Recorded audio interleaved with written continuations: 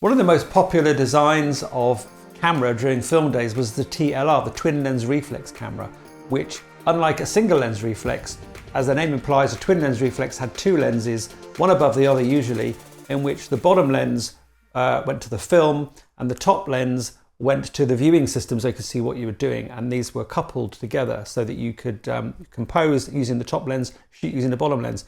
Now, the most famous brand in the world of TLRs was Roilleiflex.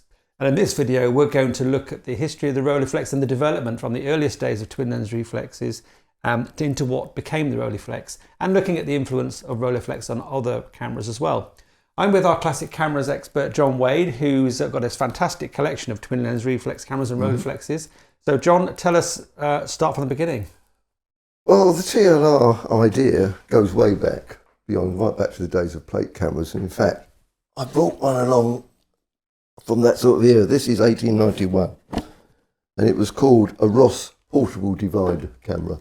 But as you can see, it is basically a twin lens reflex. You've got the lower lens goes to the, not to the film, but to the plates. The plates are loaded in the back.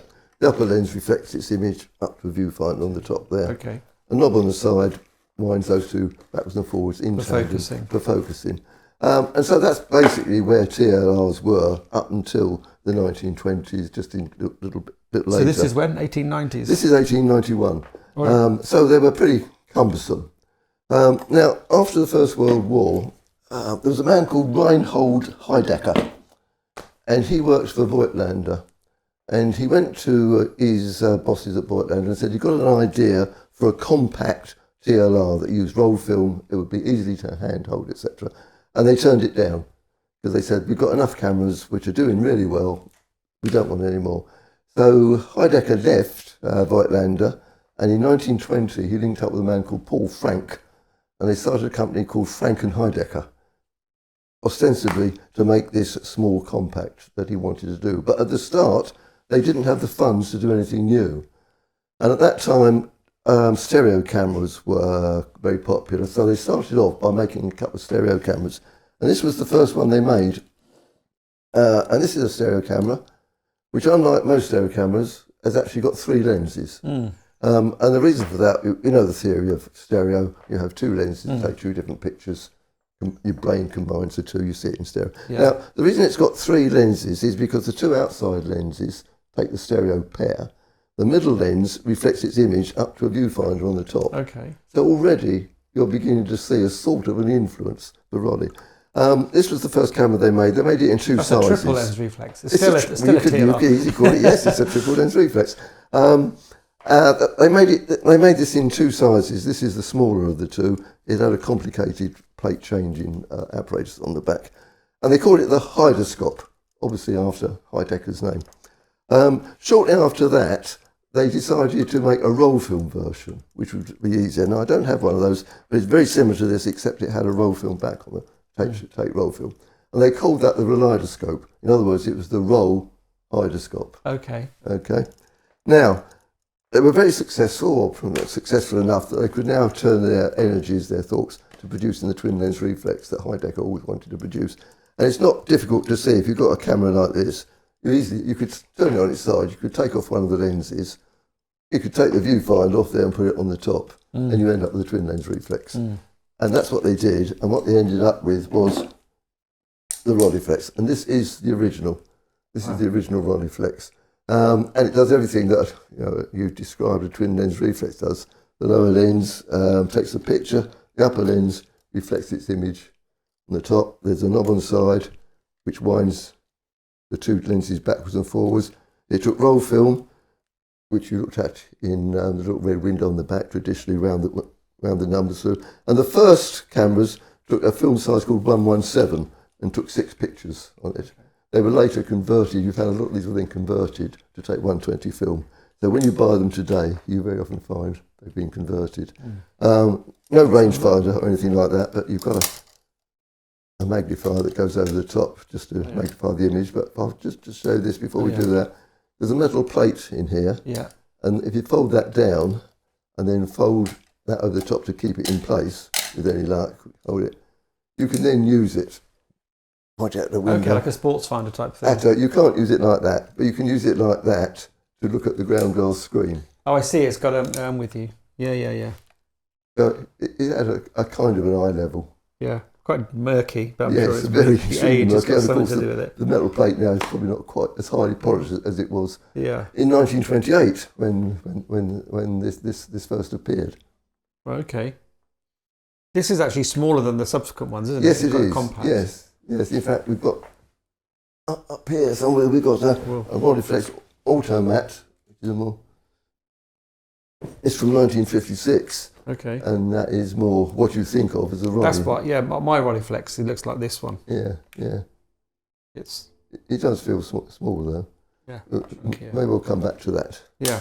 In a moment. So for those, just do a reiterate again for those not familiar with the TLR concept. Is that both lenses are on the same plate, so that when you focus the viewing one, you're also focusing the lens one at the same time to the same distance, so they're coupled together. Okay. Yeah. And that had knob wine for the film. It wasn't long after that, about 1932-ish. I think it was called the Roilleiflex Standard, had a crank for the film, and that became standard, which you probably know throughout. Yeah. Now, Rolei, the various Roilleiflexes developed over the years. We can't go into all of them. But what we should look at is in tandem with that, Franke and Heidecke produced another series of cameras, which they called the Rolleicord, not the Roilleiflex. And this had a slightly simpler lens, simpler mechanisms inside, stripped down, always had a knob for film wide, etc. And they called that the Rolleicord. And the Rolleicord would be aimed at more amateurs, while the Roilleiflex would have been aimed at professionals. That's a cheaper version. Yeah, but it's very much the same sort of idea. So mostly it was lens quality was the main sort of difference. Yeah. This has got a triatar. I think they had a Tessar on that one.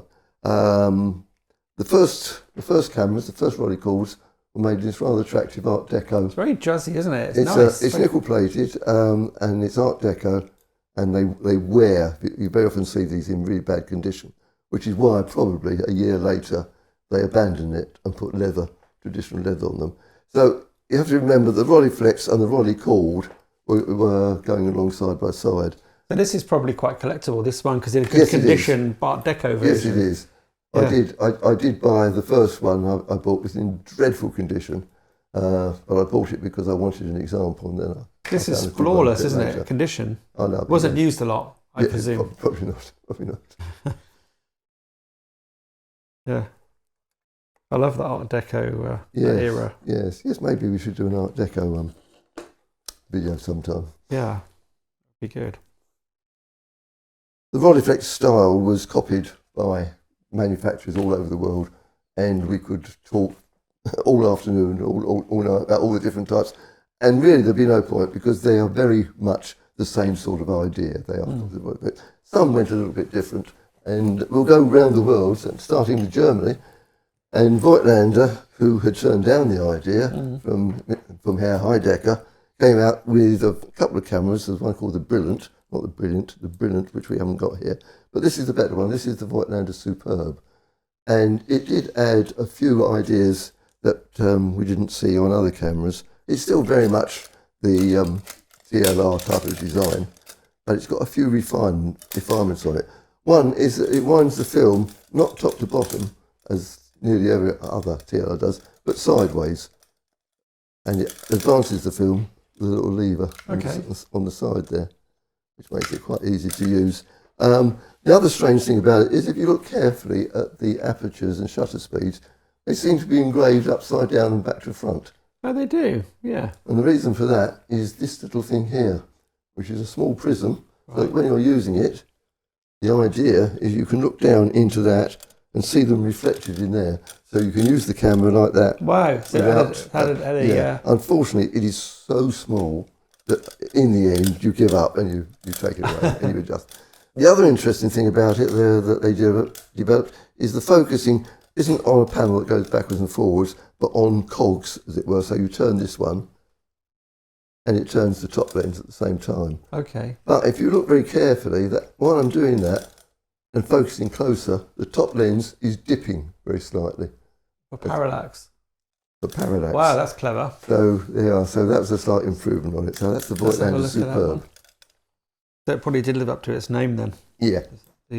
With that kind of clever trick. Yeah. Let's just have a look at that again. Okay. Yeah, because if you didn't know better, you just think that they're taking a knock, and only when it's at its closest point. That's right. It's like pointing downwards. That's right. Yeah. Yeah. The Superb. That made some improvements on the Rollei. If you go into England, the English one, we have the Microcord, which is basically a copy of the Rolleicord, made in the 1950s. Okay. That was an MPP, wasn't it? Made by Micro Precision Products, Yeah. otherwise known as MPP. And very much the same, not a lot to say about it other than the fact that's the English version of the Rolleicord. What was the situation with patent in those days? Because people used to rip off other people's Yeah, designs it's interesting. quite freely. I don't know. I mean, I know the situation with Leica, that all their patents were released after the war. So I don't know. Maybe it's the same. If it's a German company, it was a free for all. If it was a German stuff. Yeah. Yeah. Already it feels a bit more basic, doesn't it? Yes, but nice solid camera. Yeah. So Yeah. put it there. Right, so where are we going? That's Germany and England. What was I going to do? I was going to do Russia next with the Lubitel. Okay. I have one of those because Yes. they made those for decades, didn't they? Oh yeah, absolutely. And Well, in there the we go. 70s. And the improvement is that it hasn't got a ground glass screen. It's got this nice, bright, like condenser lens viewfinder, but works much the same way. That the lenses are still coupled. But this is a copy. It's not a copy of the Roilleiflex or Rolleicord. It's a copy of the Voigtlander Brilliant, Right. which in turn was a copy of the Rolleicord. And it's practically word for word, side by side with the Brilliant. But that's the Russian version, which was made by Goms, was it? Yes, made by Goms. Okay, so that's got the cogs coupled Yeah, instead of the plate. that's the simplest way of. Yeah.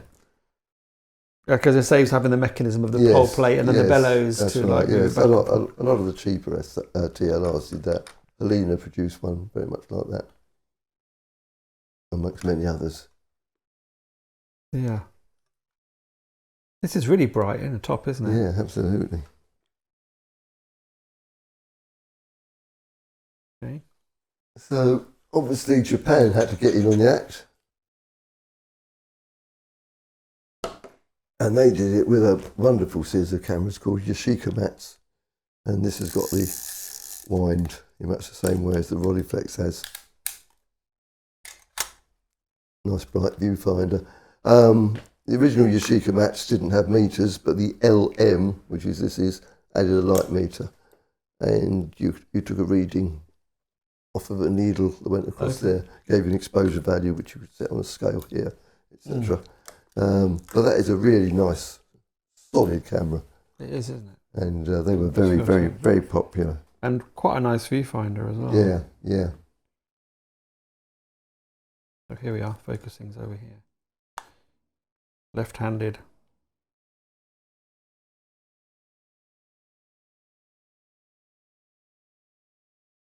Yeah, okay.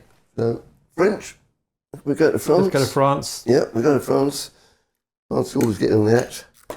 Did it slightly different. This is a Semflex made by a company called Sem, which I think stood for Société Establishment Moderne. So they are a modern society. These look really nice.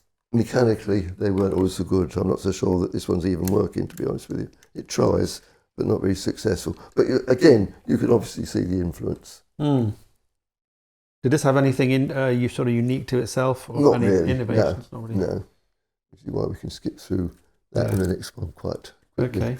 Yep. Semflex. And joining quite late in the game, around about 58 or 59, China jumped in with another copy of, this is the Rolleicord rather than the Roilleiflex. Again, quite a basic camera. Yes, this one does work. Cock the shutter, off she goes. And that is very much a Chinese Rolleicord. Okay. Is this Seagull or is this a different That's Chinese? that's a Seagull, yeah. It's a Seagull, yeah. It was called something else in China. Salute, I think, something like that. Was that Russian? Forget I said that. Anyway, it was called the Seagull for export purposes. Mm. And they were very cheap. You could buy them in Dixon's for 20 quid. Really? In by 1970. Yeah.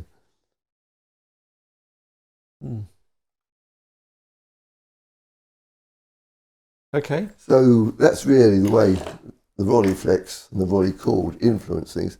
Some manufacturers started making cameras smaller for different films, and of course most of these, nearly all of them, took 120 film. They took 12 exposures on 120. So the obvious thing to do next was to go for 127, which Rollei did before the war and after the war. So, and they call it the Baby Rollei, and the Baby Rollei is 1931. Quite a neat little camera. It's quite cute, isn't it? If you can get the hood open, it'd be even better. There we go. But you know, basically exactly the same idea, but 12 exposures, 4x4 on 127 film. Even had the crank wind, and they made it like that before the war. Okay. And they did make another version of very much like that post-war, but it is very rare. You hardly ever see them. What they actually did is a little more common. 1957-ish, they produced that version of it, and that's a post-war Baby Rollei-Flex. Okay.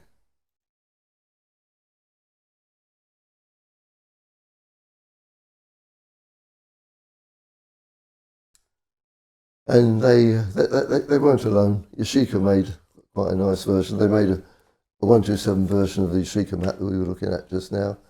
Ricoh made one. A company called Primo made one. So they were quite a popular idea. And really nice little cameras to use.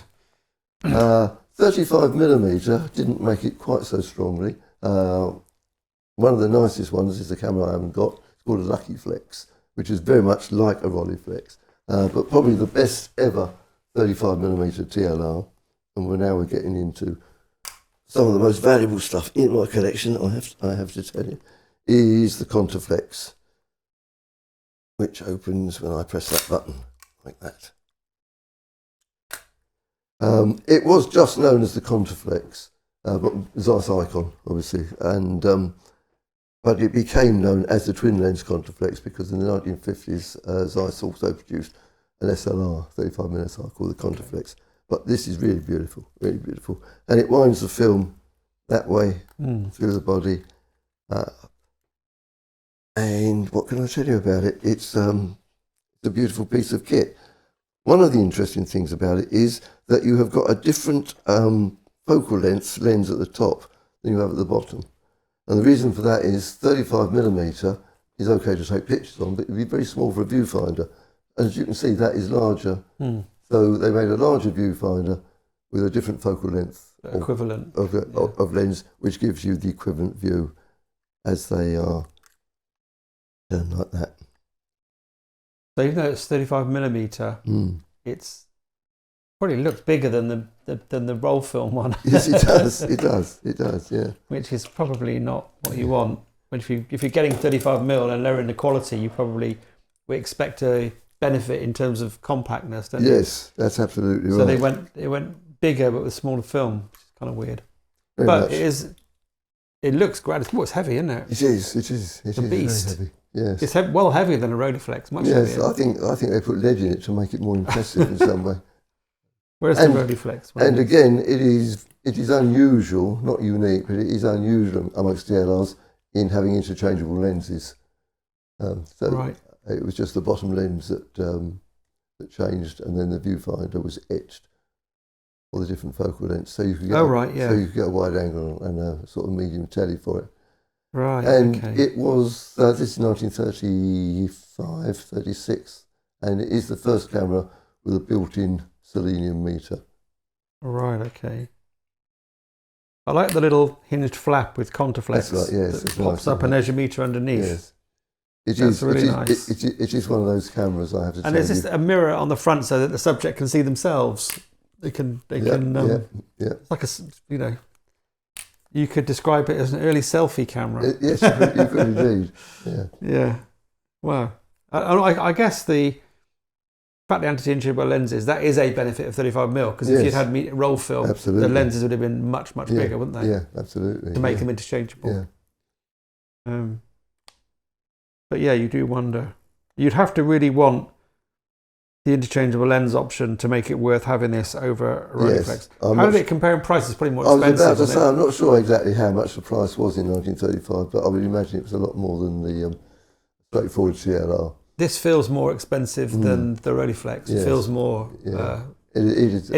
more engineered. It's a beautiful bit of kit that most collectors aspire to. Yeah. It took me a long time. And I imagine this is quite a collectible thing now. Yeah, and it's one of the 3 more expensive cameras in my collection. Is it really? Another which you'll see in a later video. Right. Oh, you've already seen, because the Compass is the other one. We've produced one on the Compass, haven't we? Yeah. Yeah. There's quite a lot of innovation in here, but as you say, it's really heavy. Yeah, nice stuff. There we go. Right, so we'll put you there. Hope you stay there. Now, the next film is a little bit strange. This is a Muse Flex, and it took a film called Bolter film.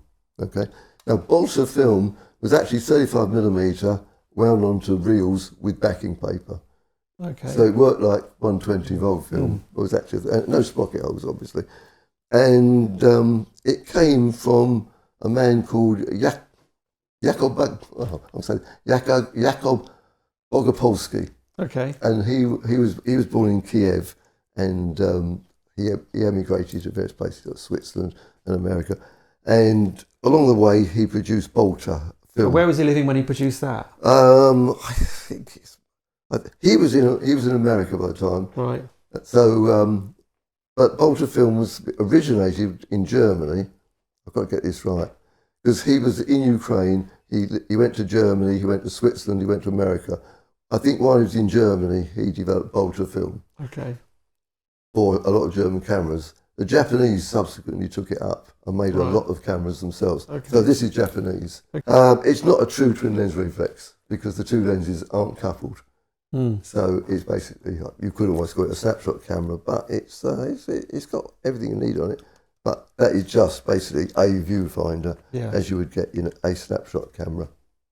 And it took this Bolter film. Take this Bolter film, just a little roll of film like that with backing paper. Was this popular? I don't think so. No. Was it then a post-war though? It was a post-war camera. Yeah, and it was. Now we're going to go to GemFlex again. This is made in Japan. What year is this? This is made in the 1940s, I think, late 40s. You'll often hear these cameras quoted as being 16mm. They're not. They're made for film, which I've got here. Wow. And it's 17.5mm, which you'll probably think is half a 35mm. Yeah.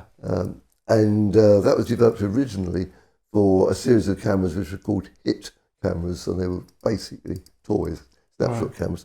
But a few manufacturers made posh cameras for it, and that's the GemFlex, which took that film. That roll of film. It's like a roll film, but tiny. It is a roll film. It is a roll film. And it worked exactly the same way. Like one, yeah. You got a red window in the back of the camera. Yeah. Exactly the same way. And but again, it's not a true reflex. The lenses aren't actually coupled, but you can still see. Like a keychain ornament, isn't it? Yeah, you can still see the Rollei influence. And where was this made? Where's this from? That's Japanese. That was made in occupied Japan, I think, just about after the war. It was made 40s, early 50s maybe. Right. So the next one, although physically it's bigger, if you put it side by side with the GemFlex, it takes a smaller film. And this takes 9.5mm film, which is Minox. Right. And it's made by a company called Sharon, who made these cameras sort of the late 90s, early 2000s. Okay, quite recent then. Yeah. Sharon. Sharon, or sometimes known as Megahouse, but Sharon is in Japan. And they made a whole series of classic cameras to take Minox film. They made a Nikon F, about that size. They made a Leica M3, a Leica 3F. They made a Hasselblad. The problem was with a 35mm camera, if you recollect, Minox film is in a twin cassette, and it's not, and it would never fit. So the 35mm cameras had a hump on the back to accommodate. They look great from the front, but don't look right on the back. Look a bit dodgy from the back. when you make a Roilleiflex, it's exactly the right size. So if we undo here, take that off, it takes okay. Minox film, just fits in there absolutely perfectly. Fantastic. They've called it a Roilleiflex, so they they're allowed to do that, or they just did it anyway? Well, they've got that, and they got the Nikon, they got the Nikon. Nobody seems to have challenged them on it, but it's where are these made? These that's Japanese. Okay. The difference is if you look in the viewfinder, it's not square. Of course, yeah. because of the film, and once again the lenses aren't coupled. Yeah. It just looks, the detail is rather. So you just got he's rather nice, doesn't it? Yeah. It's quite cute, though, isn't it? Yes. So we put the side on. We'll put it down there. We'll put that back together again. We're getting smaller and smaller, as you've noticed. But we should come to what is current. And this was actually reviewed in AP a few weeks ago. I don't know how to pronounce it because I've only ever seen it written down. So I'm going to call it the Chuzhao or the Chuzhao. Chuzhao, yeah. Obviously made in China. And it is a digital camera. I keep my finger on that long enough, it'll boot up. The top lens does absolutely nothing at all. It's just there for show. Everything works through the bottom lens. It takes, gives its image to the sensor in the back, and also transfers its image to an LCD screen on the top. It's automatic, it's programmed automation. You don't know what it's doing inside, but it seems to work. It's autofocus. And when you turn the crank on the side, it goes into movie mode. So it makes movies. So it's a digital camera. It looks like a Roilleiflex. It looks so much like a real Roilleiflex. But it's digital and it takes movies. And I doubt very much if Mr. Franke or Mr. Heidecke would have ever conceived of anything like that. So no, I'm sure. Yes, but these are for sale now. Yeah. At all sorts of different prices. And you reviewed this, and I reviewed this for AP, and I was very impressed by it. But if you look on the internet, there are people complaining about blown out highlights, terrible flare, colour shifts. Yeah. You'll also see there for sale for anything from £35 to £80. Right, okay. I think it's fair to say, if you have bought this for the image quality, you're missing the point, aren't you? You are. It does actually. If you've got, I've got an iMac with a 27-inch screen. And the pictures are definitely pixelated. Right. But I've also got a MacBook with a 13-inch screen, and they look great. Right. They really look great on it. I guess you're going to put these on Instagram or something, they're going to look fine, aren't they? Well, yes, absolutely. The thing is, well, I don't know where the market is supposed to be, really, because if it's a toy, children are not going to appreciate the style of it. And if you want it as a serious digital camera, it just isn't good enough. But it's a lot of fun. It goes in that category of cameras that are just a bit of fun, aren't they? Yes. Buy it for a laugh. So we have been getting smaller and smaller, so I have got to finish with this. Okay. It's not a camera. Okay. It's a Japanese toy. A company, I don't even know who they are, made this. They made a Rolleicord. They made a Nikon F. Just like this. Obviously, it doesn't work. Just ornaments. But again... And it's not a USB stick either, because that's the other thing. You get a lot of cameras that are USB sticks. No, that's right. That's absolutely right. Yeah, so... But it's a... Yeah. Only a collector would have bought anything like it, but there you are. Yeah, it's nice. So, what's the... So there we are. There's the original Roilleiflex. And there's what it's come down to. Yeah. Nice. Okay. Thank you. Well, that was really fascinating. I've got a Roilleiflex myself, so it again is a decoration rather than the camera I use, but it's still it does work. So that's good. So have you got a Twin Lens Reflex? Have you ever owned a Twin Lens Reflex camera? Would you like to own a Twin Lens Reflex camera? Do tell us in the comments below what you think of this video, what cameras you like, what you're interested in, any interesting observations about any of these cameras. And do like the video if you enjoyed it, and make sure you subscribe to the channel for more videos like this. Thank you.